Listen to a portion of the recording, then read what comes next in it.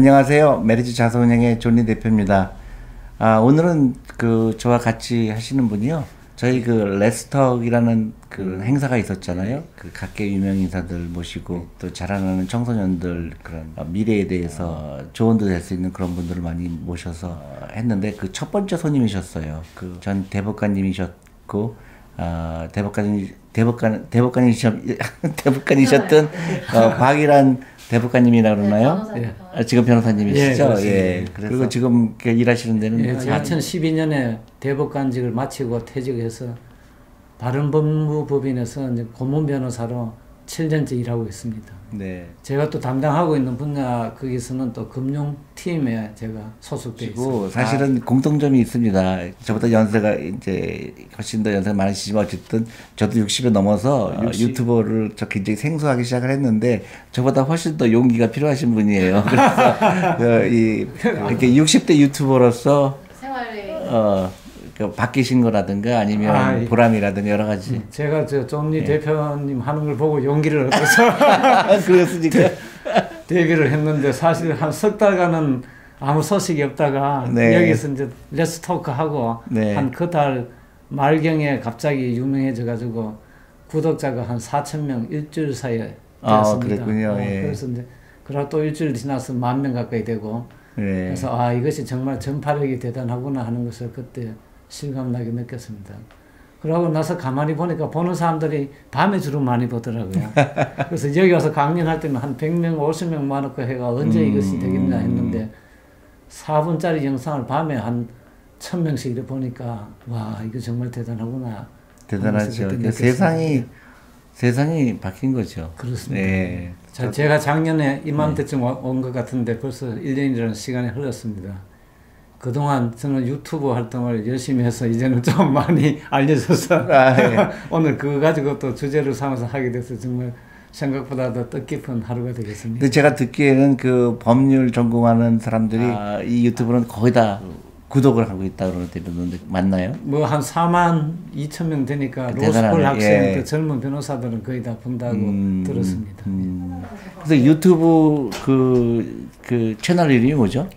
저는 제 호가 차산이라서 차산 선생 법률 상식이라는 채널을 운영하고 있습니다. 근데 유튜브 하시면서 옛날 동료 대법관님이라든가 아니면 친구분들이라든가 어떻게 생각하십니까? 저는 뭐 제 또래 되는 사람은 별로 관심이 없어가지고 그래요? 유튜브가 뭔지도 모르는 사람이 한 절반 되고 한다니까 한번 들었다는 사람이 한 절반 되고 그렇습니다. 근데 반응이 어떻습니까? 그거 보니까 재밌다. 어떻게 하느냐 참 신기하다 뭐 그런 반응이죠. 근데 따라서 하시겠다는 분은 아직 없습니까? 이제는 따라서 할 엄두를 잘 못 내는 것 같아요. 엄두를 못 내죠. 그래서 맞아요. 저는 사실은 이제 법률을 하는 사람 아니고 제 나이 또래에 그걸 할 만한 콘텐츠를 가지고 있는 사람 한 2사람을 만나가 당신들 한번 해보라. 엄청나게 효과가 있을 거라서 한 분은 이제 곧 한다고 하는데 이제 언제 할지 지금 기다리고 있는 중입니다. 그렇습니까? 인사동에 살고 있는 분인데 네. 인사동 문화에 대해서 한번 해보라고 했더니 해보겠다고. 그리고 의외로 이 유튜브를 보시는 분들이 연령층이 높아요. 그렇죠. 네. 그래서 저도 이렇게 길거리 지나가다 보면 연세 드신 분이 이거 알아보셔요. 네. 근데 길거리에서 알아보시는 분은 없나요? 저는 뭐 길거리보다 동네 가게 같은 데 가니까 종업원들이 다 그래요? 맞다고 네. 옆에 와서 살짝 이야기하고 네. 그러면 사진도 같이 찍고 그러시나요? 찍을 때도 있고. 네. 저는 이제 개인적으로 한국의 특히 금융 문맹, 돈에 대한 교육 이런 게 한국은 너무 안 돼 있다고 저는 생각하는데요. 근데 이거를 어떻게 빨리 효과적으로 전파할까 했는데 유튜브라는 그런 매체가 생기는 바람에 저는 개인적으로 이게 없었으면 어떻게 됐을까 그런 생각도 해보게 됩니다. 그래서 저도 가능한 한 많은 사람들한테 이런 금융 지식을 알리고 싶은데 가끔 이제 악플에 시달리진 않나요?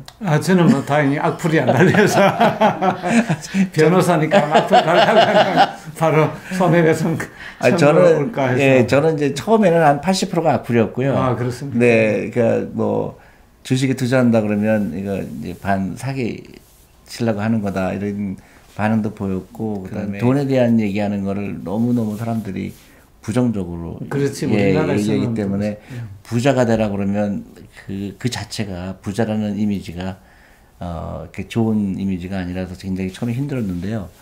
지금은 이제 한 90%가 선풀이에요. 아, 예. 예. 근데 이제 나머지 10%가 아직도 제가 최근에 기억나는 게 저 사람은 맨날 똑같은 얘기라 그런 게 저는 악플이 달렸는데요. 근데 사실 메시지는 굉장히 간단하거든요. 네. 사교육비 쓰지 말고 자동차 팔고 그 돈으로 주식 투자해라. 그러면 한 20-30년 기다리면 큰 부자가 될 거다. 굉장히 심플한데 좀 아직도 좀 약간 악플을 받으면 그냥 기분이 별로 안 좋아. 하루 종일 많은 분들한테 제가 특히 노후 준비해라. 그래서 젊었을 때부터 하고 한 살이라도 어렸을 때부터 하는데 대법관님은 자산 관리 어떻게 하셨습니까? 뭐 저는 자산 관리 할 만한 그런 현금이 별로 없어가지고 뭐 거의 한 적이 없는데 이제 나중에 돈이 조금 모여가지고는 이제 공무원들은 이제 주식 사면은 또 뭐 신고도 하고 해야 돼서 그게 이제 도저히 어렵고 해서 펀드를 들었습니다. 그거는 그냥 예금하고 같이 이제 신고하면 되니까. 예, 그래서 저는 공직에 있을 때는 사실 재산 등록도 하고 해야 돼서 그렇게 주식 투자 같은 것은 별로 하지 않았고, 이제 퇴직하고 나서는 이제 제 딸이 또 주식 투자를 해야 된다. 또 존니 대표 말씀을 또 전해주고 해서 지금은 이제 우먼 펀드도 가입을 했고, 또 저 개인적으로도 뭐 배당주 펀드 이런 데 몇 군데 가입을 해가 운영하고 있습니다. 근데 제가 한국에 와서 제가 되게 신기했던 게 느낀 게 이제 국회의원 선거라든가 할 때 그 공직자들이 이제 재산을 공개하잖아요. 그렇습니다. 예. 근데 그 재산 목록에서 주식이나 펀드나 이런 게 많은 경우에 약간의 이제 사회적인 지탄이라 그럴까요? 그건 어떻게 생각하십니까? 저는 깜짝 놀랐어요. 그래서 그게 사실은 아마 이제 그 지탄을 받고 이런 사람들은 주식 투자하는 사람이 매일 일은 안 하고 시세판 보면서 한 하루에 뭐 1시간이든 30분이든 그 정신을 쏟고 일은 안 한다. 아마 이런 인식을 가지고 있는 것 같아요. 근데 사실 펀드 같은 거 가입하면 가입할 때 잠깐 생각하고 두고 장기 투자하면 뭐 큰 시간이 소요되는 것이 아닌데 주식이라 하면 그 단타하는 거 그렇죠. 이런 걸 생각을 해가지고 많은 시간을 보내는 것이 나쁘다. 아마 그런 생각 때문에 그런 것 같은데. 근데 미국 같은 경우 보면 이제 어떤 직업을 이제 선호하냐 그런데 대부분 이제 제일 선호하는 게 금융에서 법률 고문에 들어가는 게 제일 선호도가 크고요. 제일 선호도가 나쁜 게 검사가 되는 거거든요. 그렇지. 예, 이제 그 봉급이 작으니까요. 근데 한국은 왜 그렇죠? 한국은 검사, 이제는 좀 많이 바뀌었죠. 뭐 검사가 선호도가 뭐 예전보다는 많이 떨어졌고요. 저희들 들어갈 때는 판사 검사 선호도가 비슷했는데 한 20년 전부터는 이제 판사 선호도가 올라갔고 이제는 또 이제 판사는 바로 뽑지를 않으니까 이제 선호도를 비교할 수가 없어졌습니다. 변호사는 어떤가요? 변호사는 이제 워낙 청이 많으니까 이제 큰 로펌에 들어가는 것을 많이 선호하고 있죠. 네. 지금 이제 한국도 이제 미국식으로 이제 뭐 그런 식으로 바뀐다고 결국은 돈이 월급이 많아서 그렇게 되는 건가요? 월급이 많다는 것보다 이제 공직은 이제 지방도 가야 되고 생활이 불안정하다 이제 그런 것 또는 이제 부부가 맞벌이하고 하면은 또 어려워지는 거, 또 애들 교육 문제 뭐 이런 것이 있어가지고. 그 박예람 변호사님 모시고 금융과 법의 만남. 그 많은 사람들이 특히 궁금해하시는 분이 그 세금에 대한 거, 그다음에 상속에 관한 거, 또 저희 펀드에 투자하시는 분들이 자녀들한테 주고 싶은데 그 세금은 어떻게 되느냐. 그래서 그런 전반적인 것, 또 개인적인 것도 제가 좀 여쭤보고요. 그래서 저희가 이것 때문에 질문을 공개적으로 받았습니다. 그래서 대답하면서 그 많은 분들한테 도움이 됐으면 합니다. 예. 네. 저희가 그 주니어 펀드를 출시해서 많은 분들이 관심을 가지시는데요. 많은 질문이 하는 것 중에 하나가 상속세예요. 증여세. 자녀들한테 증여세. 그래서 10년에 2천만 원은 비과세죠. 그런데 재산이 많건 또 적건 간에 도움이 된다면 어떤 말씀하실 수 있나요? 뭐 요새 노후 대책을 쓰려면 자식에게 주지 말라는 말이 있는데 그래도 이제 미리 계획을 세워가지고 하는 것이 더 절세 효과가 있죠. 그래서 제 생각 같아서는 목돈을 줄 수 있다면은 미리 그 이제 통장으로 이체를 하고 미리 주는 게 좋다. 예, 신고를 하면은 그 왜냐하면 정려 시점이 당겨지면 당겨질수록 한 번이라도 더 공제 혜택을 받을 수 있으니까 2천만 원까지 한 번 더 공제 받을 수 있으니까 그렇죠. 10년에 2천만 원이죠. 예, 그러니까 이제 안 그러면 한 번이라도 덜 받으면 2천만 원만큼 손해를 보니까 미리 하는 것이 좋고 그런데 그 돈을 받아가지고 이제 그 애들 이름으로 펀드 가입해가 거기서 이제 정기 적금식으로 이체를 하면 되니까 그래서 그걸 늦게 하면은 이제 세무서에서는 늦게 했다고 자꾸 이야기를 해가지고 공제 혜택도 안 주려고 그러고 또 시점이 늦어지면은 그만큼 또 이제 불리하게 또 세율이 바뀐다든지 하면 또 어려운 그렇겠네요. 예. 그러니까 미리 확실하게 해놓는 것이 그러니까 예를 들어서 아이한테 2천만 원까지 어차피 비과세니까 2천만 원 해주고 만약에 3천만 원 해주고 싶으면 어떻게 해요? 뭐 3천만 원 주고 싶으면은 미리 주고 그 돈을 애들이 이제 투자를 해가지고 수익을 얻으면은 뭐 세금을 내고도 훨씬 더 들죠. 근데 저도 그렇게 생각하는데요. 많은 분들은 2천만 원 10년에 2천만 원 하고 그 다음에 또 1,000만 원 10년에 또 1,000만 원 할 수 있으니까 그걸 기다렸다가 그래 할 것보다는 그 1,000만 원을 애들이 운영해가지고 수익을 얻는 것이 낫지. 내가 수익을 얻어도 1,000만 원 주니까 나중에 1,500만 원 줘야 되니까 그러면 또 세금이 더 비싸지니까 물론 이제 수익이 없어지면 안 되겠지만 통상은 10년 하면 수익이 많이 나니까. 그렇죠. 그러니까 3천만 원이라도 1,000만 원에 대해서는 세금을 미리 내고 그렇죠.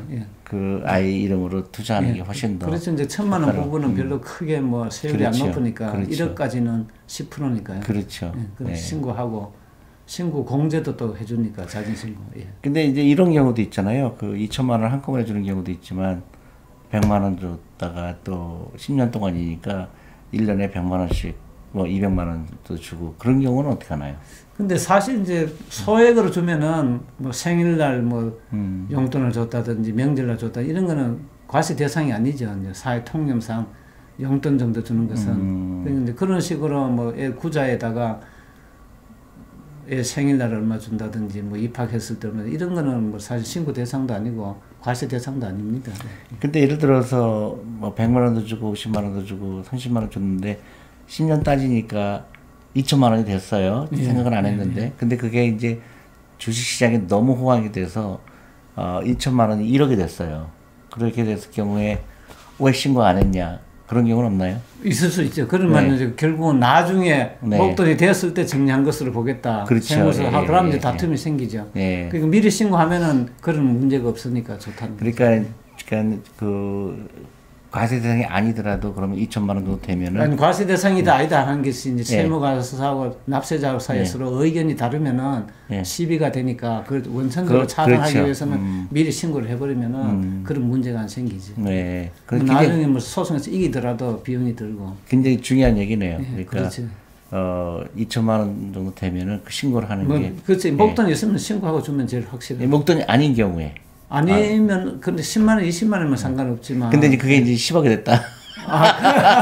그러니까 그것도 사실은 이제 신고를 하려면은 줄 때마다 신고를 해야 되니까. 그렇죠.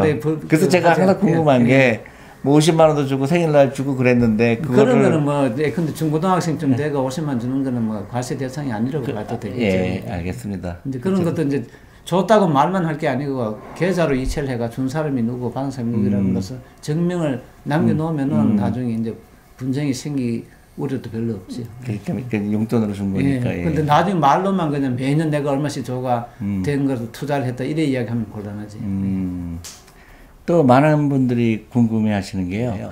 할머니나 할아버지가 손자들한테 그 똑같은 거 증여했을 경우에 예를 들어서 3천만 원 했다. 그러면 어떻게 되나요?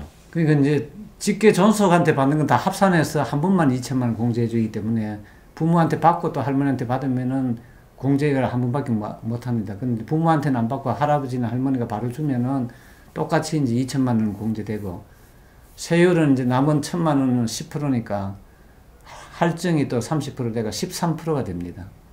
그러니까 100만 원에 왜 할증이 되죠? 그러니까 할머니가 했기 때문에 그건 이제 세대 간 생략 정리하면 중간에 원래 하면 두 번 세금을 내야 되는데 한 번 줄이니까 2배를 내야 되는데 2배는 받을 수가 없으니까 30%만 2배는 너무 심하다. 그렇지. 해서 이제 어차피 정리는 한 번 되는 거니까. 그렇죠. 그렇더라도 어쨌든 3천 그러니까 조금 더 세율이 높아지더라도 한꺼번에 가능한 한 그렇죠. 빨리 하는 것이 또 좋죠. 빨리 주는 게 좋다. 그거는 똑같은 룰이 적용되는 그렇죠. 거네요. 그러니까 부모님이 그 자식한테 주든 아니면 할머니 할아버님이 주든 가능한 한 일찍 해주는 것이 좋습니다. 지금 이제 법률 하신 분의 입장에서 요새 보면 키코도 있고 DLF도 있고 요새는 또 라임 자사운용 사태도 있고 그걸 보시면서 어떤 생각이 드시는 그 법률가 입장에서 그 다음에 이런 거를 피하려면 어떻게 해야 되는지. 저도 이제 뭐 나와서 키코 사건을 제가 직접 해보기도 했는데요. 그게 이제 판매할 때 제대로 설명을 안 하고 팔아가지고 그때 사태가 생긴 것은 서로 예측을 못한 소비자가 많습니다. 그 자기는 이런 것까지는 설명을 안 들었는데 왜 갑자기 내한테 이래 됐냐. 근데 나중에 보니까 그런 경우에는 손해가 보게 그 이제 계약서는 돼 있었는데 그 계약서가 워낙 깨알처럼 길게 써 있으니까 그 아주 중요한 건데 사실은 설명한 사람은 그것까지 설명하면 위험하니까 또 안 사겠다고 할 수도 있고 하니까 설명을 안 할 수도 있고 해서 불안전 판매가 되는 거죠. 또 실제로 일어날 확률 자체는 그렇게 높은 건 아닙니다. 하지만 그렇게 낮은 확률이라도 실제로 발생하면 엄청난 손해를 주니까 그건 반드시 설명을 해야 되는데 설명을 안 한 것이 잘못이다. DLF도 마찬가지고요. 그렇지. DLF는 오히려 더 심한 거죠. 그 스토리가 되게 비슷하죠. 근데 그걸 어떻게 해야 피하죠? 그거는 이제 소비자가 구체적으로 자꾸 질문을 하고 또 판매하는 사람도 손해가 많이 나면 확률이 적더라도 설명을 해주고 뭐 손해가 많이 안 나는 거 확률이 있는 것은 뭐 조금 상대방도 그 정도 위험은 살 때부터 감수를 했으니까. 근데 어떤 경우는 너무 복잡해 갖고요. 파는 사람도 잘 몰라요. 그거는 잘못된 거죠. 파는 사람이 잘 몰라요. 근데 이제 그 스스로가 크니까요. 그래서 이제 그런 유혹이 생기는데 그러면 근본적으로 그거를 피할 방법은 제가 볼 때는 너무 좋은 거는 그렇지요. 너무 좋은 내 일방적으로 한쪽에만 좋다 하면 좀 이상하다는 생각을 해야 되는데 사실 키코도 보면은 통상적으로 자기가 수출해가지고 받은 수출 대금 그것만 가지고 거래를 한 사람은 환율이 올랐다 하더라도 자기가 이익을 더 벌 기회만 놓친 것이니까 손해는 없는데 그 손해본 사람 대부분은 자기가 100만 달러 수출했으면 300만 불, 400만 불을 계약을 했는데 근데 100만 불까지는 자기가 조금만 손해보면 되는데 남은 이제 200만 불을 큰 손해를 보게 돼서 사태가 터진 겁니다. 그렇죠. 그게 이제 흔히 얘기하는 공짜 정신이 없는데 그렇지. 너무 욕심을 나니까 이제 그런 라임 사태 같은 경우 나고 그런 것 같습니다. 평소에 이제 자기가 공부해서 아는 분야는 뭐 위험도 스스로 감수를 하고 확률을 계산해서 하면 되는데 처음 나온 상품 이런 거는 뭔가 함정이 있다. 왜 갑자기 내한테만 좋을까? 이런 의심을 하고 물어보는 것이 중요하다. 특히 이제 그 폰지 스킴이라고 그러죠. 그러니까 처음에는 이렇게 너무너무 믿기 힘들 정도로 좋은 거예요. 제가 최근에 어떤 분을 만났는데 한 달에 10%씩 줬다는 거예요. 그러니까 전 재산을 다 해서 거기다 맡겼는데 전 재산이 없어진 스토리인데 너무 금융에서 너무 그 짧은 시간에 큰 돈을 벌려고 하는 그런 욕심 때문에 이렇게 잘못된 투자를 하게 되는 것 같아요. 제가 생각할 때 저는 이제 한국뿐만 아니라 미국에서도 항상 느꼈는데요. 특히 이제 금융 분야에 매일 새로운 상품이 나오고 또 아이디어가 나오고 또 사람 머리가 좋으니까 또 이렇게 하기도 하고 저렇게 하기도 하는데 그 미국의 법이 절대로 그걸 못 따라가는 거예요. 그 레귤레이션이나요. 그러니까 한참 뒤에 그 따라가는데 이거는 어떻게 생각하십니까? 그거는 이제 뭐 모든 사회 형성이 규정을 만들고 규칙을 만들려면 뭔가 좀 여러 가지 케이스가 나와야 이제 종합해서 규정을 만드는데 한두 건 나올 때는 규정이 없는 상태에서 이제 분쟁이 발생하고 이제 그런 경우는 결국은 이제 재판을 통해서 그 사건에 맞는 해결책을 이제 찾아가 판례가 형성되고 그런 판례가 여러 건 모이면은 그때 비로소 이제 법을 제정하게 되는 것이 이제 현실이죠. 근데 이제 연결돼서 해보면 이제 상품이 굉장히 다양하고 복잡하게 되는데 판사님들이 이걸 다 이해하실까 그런 궁금증이 있을 때가 있어요. 그거는 저도 그 재판하면서 무슨 신종 파생 상품의 사고가 나가지고 그때 그 은행에서 한 주식을 처분을 해가 결국은 그날 팔아가지고 이제 한계선 밑으로 내려가서 손해를 봤는데 그래 파는 것이 규정이 맞느냐 안 맞느냐 그게 쟁점이 됐어요. 그래서 이상하다 하면서 봤는데 그게 상당히 설명이 복잡하더라고요. 그렇죠. 그래서 뭐 그런 경우는 금융상품도 그렇지만 일반적인 무슨 의학 사건이나 뭐 어떤 과학 사건 이런 것도 다 전문가의 도움을 받지 않으면 판사가 자기가 공부해서 해결하기는 어렵습니다. 그때는 이제 전문가의 도움을 받아서 전문 감정인을 이제 채택해서 이제 양쪽에 다 감정인을 청구를 하면은 양쪽 말을 다 들어보면은 알 수가 있지. 그렇군요. 그럼 뭐 다른 모든 분야 사건이 다 그런 경우가 많습니다. 예. 제가 봤을 때 그 한국 사회가 그 젠더 이슈라고 하잖아요. 한국 기업이 특히 여성 참여율이 세계에서 가장 낮은 그룹에 속하는데요. 그 법 쪽에는 어떤가요? 예, 뭐 법 쪽에는 이제 최근에 와서는 여성들이 굉장히 많이 이제 진출하고 있습니다. 사실 예전에는 법대는 거의 여학생이 맞아요. 저희들 대학 다닐 때는 해가지고 거의 안 왔는데 자꾸 이제 진출하면서 여성 판사들이 재판을 하니까 오히려 남자보다도 더 꼼꼼하게 잘 따지고 한다 이제 이런 인식도 지금 많이 퍼질 거여서 지금은 상당히 법관 중에서도 한 30%, 40% 그런가요? 진출하고 있습니다. 그런데 이제 위로 올라갈수록 이제 가정을 또 여성이 책임지는 우리나라 이런 구조에서 이제 퇴직을 중간 퇴직이 남자보다 많아서 갈수록 좀 비중이 처음보다는 낮아지는 현상인데 그것도 이제 앞으로는 좀 개선되지 않을까 생각을 합니다. 다행이네요. 다행이죠. 예. 그리고 이제 아직도 많은 그 젊은 사람들이 그 법률 쪽에 관심이 많은데요. 그 조건이라 그럴까요?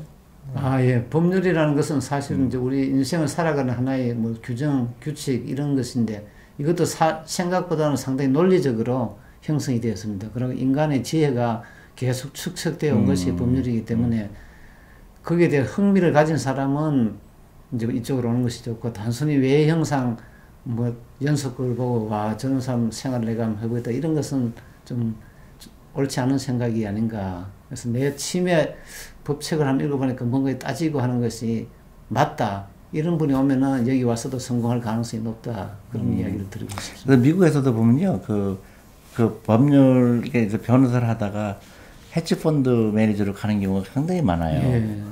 그래서 그게 법률과 이 금융은 굉장히 다른 것 같지만 서로 그 어떤 연계성이랄까요? 그게 많은 것 같습니다. 저도 처음에 직장을 잡을 때 회계사를 했었는데요. 예. 네, 근데 회계 시험 볼 때 이제 그 중에 과목 중에 하나가 이제 법입니다. 근데 제가 다른 점수보다도 그 법 점수가 제일 좋았어요. 너무 지금 말씀하신 대로 굉장히 과학적이고. 예, 그렇습니다. 그 케이스 바이 케이스가 되게 흥미롭게 그런 판결을 내리는 과정이 되게 과학적이라고 생각했고요.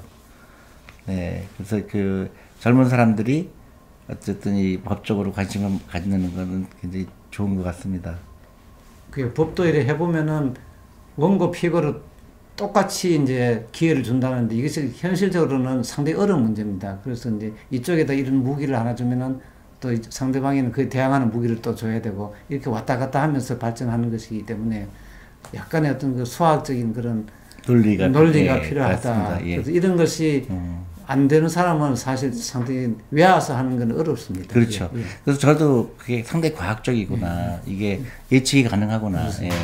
대법관님이 그 금융 쪽에 이제 관심을 가지신다고 했는데 구체적으로 어떻게 그 생활이 변하신 게 있으십니까? 예, 이제 펀드 선물하기 또는 뭐 가상계좌로 손자, 손녀 태어났을 때 선물 사주기 이런 걸 하는데 사실 물건을 사서 만나서 전해주는 것이 쉽지 않습니다. 그렇죠. 하루하루 쓰다 보면은 한 달이 지나가고 두 달이 지나가고 또 지방에 있는 친지들한테는 그것도 어려운데 카카오 이런 걸 통해서 금방금방 2만 원, 3만 원 뭐 이렇게 또 이제 보내주면은 받은 사람도 금방 또 고맙다고 그렇지. 이야기하고 그래서 거기서 참 이게 신기하구나. 그러면 생각날 때 그냥 그 자리에서 보내주면 되니까. 고맙습니다. 네. 오늘 다시 만나서 반갑습니다. 감사합니다. 벌써 5월이 됐네요. 5월은 어린이날도 있고요. 어머니날도 있고 스승의 날 많은 주위 분들하고 여러 가지 그동안 잊고 있었던 거를 상기시켜주는 그런 달이 아닌가 싶습니다. 근데 저희 메리츠에서는 그동안 서로 이제 부모님은 선물 드리거나 아니면 자녀들한테 선물하거나 친척들한테 선물하거나 했을 때 그 방식을 조금 바꾸는 거를 저희가 그 캠페인을 했었습니다. 물건을 사주면은 시간이 지나면 다 없어지는 거고 잊어버리고 의미가 없지만 그거를 주식이나 펀드로 선물하는 거 어떨까 해서 저희가 펀드 선물하기 캠페인을 했는데요. 상당히 호응이 좋았습니다. 저희가 한 발짝 더 나가서 이번 5월 달에 하는 캠페인은 선물 바뀝니다. 펀드 선물 바뀐데요. 이건 더 간단합니다. 예를 들어서 좀 더 적극적으로 선물은 내가 고른다 그런 컨셉인데요. 그 자녀들이라든가 아니면 더 어린 아이들을 위해서는 부모님이 대신하는 건데요. 친척들이나 아니 친지들, 친구들한테 카카오톡이라든가 이메일로 보내는 거죠. 그래서 내가 이번에 어린이날을 맞아서 아니면 스승의 날을 맞아서 아니면 뭐 어버이날을 맞아서 선물을 받고 싶은데 없어지는 그런 물건을 받는 것보다는 펀드를 선물 받고 싶다. 그래서 계좌에 돈을 보내는 거죠. 그러니까 미국의 유태인들이 그렇게 많이 하는 거죠. 유태인들이 성인식 때 주위 사람들이 그 돈을 보내는 것처럼 그렇게 저희가 캠페인을 벌이고 있습니다. 그래서 아는 사람들한테 그런 카톡을 보내서 뭐 10,000원도 좋고 20,000원도 좋고 그렇게 해서 펀드를 시작하게 하는 그런 캠페인을 벌이려고 합니다. 여러분들 많은 참여 부탁드리고요. 반드시 올해부터 경제 독립 이루시기 바랍니다. 감사합니다. 가장 인상 깊게 다시 하시죠. 괜찮아요. 다시. 네. 컷! 성인식 때 주위 사람들이 딱 맞춰서 식사를 그러니까 불안한 거야.